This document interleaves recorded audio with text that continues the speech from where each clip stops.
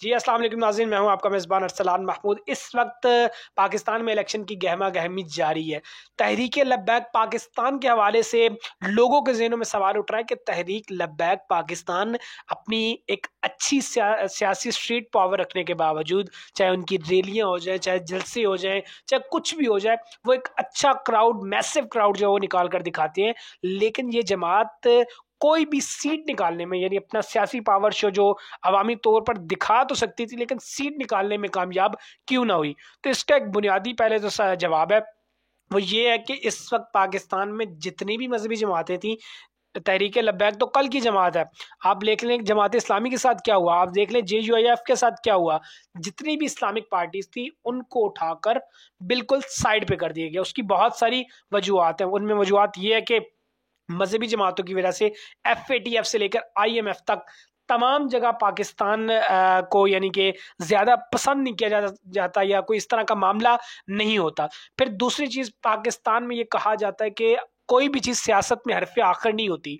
मतलब आपने एक लकीर लगा दी तो आप उस पर खड़े नहीं रहेंगे, आपको वहाँ से हिलना जुलना ज़रूरी होगा। जिस तरह से आप देख लें, इस इलेक्शन से पहले नून लीग बुरा भला कहती रही है जी इसको जरदारी साहब को, और जरदारी साहब के जो साहबजादे हैं बिलावल साहब, वो बुरा भला कहते रहे हैं किसको, नवाज शरीफ साहब को।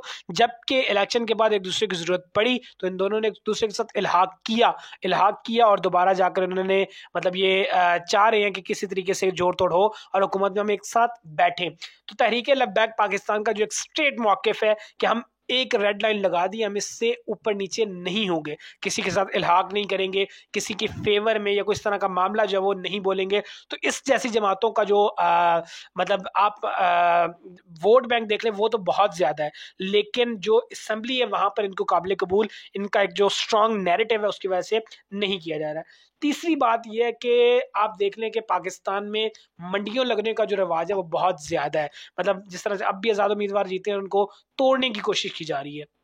तो जब किसी भी बिल को पास करने के हवाले से या कोई भी मामला करने के हवाले से सियासी जमातों को ज़रूरत पड़ी है TLP की असम्बली के अंदर, सूबाई असम्बली की बात करूँ, जिस तरह से पिछले इलेक्शन में 3 उम्मीदवार सिंध असम्बली में तहरीक लब्बैक पाकिस्तान के गए थे, वो इस वक्त सिचुएशन के मुताबिक आप देख सकते हैं कि इस वक्त तो सूबाई असम्बली में कोई सीट नहीं हासिल कर सके।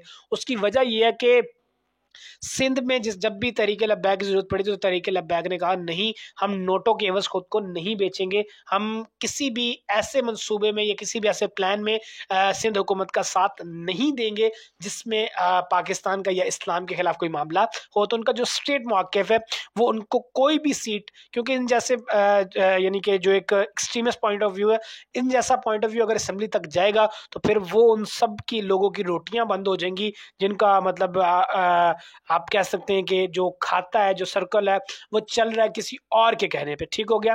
अगली बात, क्या तहरीक लब्बैक PTI के साथ इल्हाक करने जा रही है? तो मैं आपको ये बताता चलूं कि नाजरीन के जहनों में ये सवाल आया क्यों है। असल में बात यह है कि कल तहरीक इंसाफ के जो एक्टिव रुकन हैं उन्होंने तहरीक लब्बैक के सरबराह हाफिज साद हुसैन रिजवी के घर पर उनके हाजिर हुए और मुलाकात की। वो मुलाकात काफ़ी खुशगवार रही, मौसमी तौर पर ये इस तरह के हवाले से आप कह सकते हैं।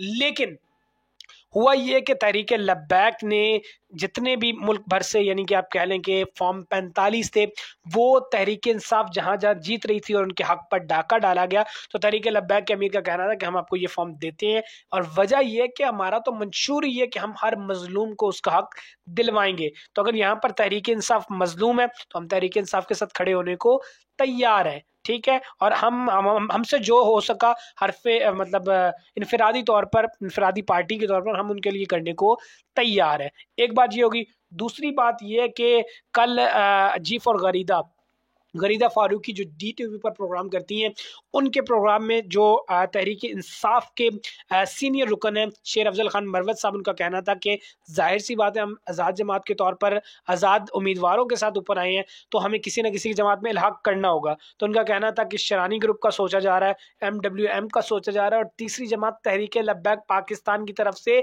सोचा जा रहा है। और सोचा क्यों जा रहा है कि तहरीक लब्बैक पाकिस्तान हमें ऑफर कर रही है कि आप तहरीक इंसाफ को तहरीक लब्बैक में जम कर दें। अब बात समझ रहे हैं। यानी तहरीके लब्बैक ने कुछ नहीं कहा। ये पीटीआई का क्लेम है कि तहरीके लब्बैक हमें कह रही है कि आप पीटीआई को हम में जम कर दें, मतलब तहरीके लब्बैक की कोई स्टेटमेंट नहीं है।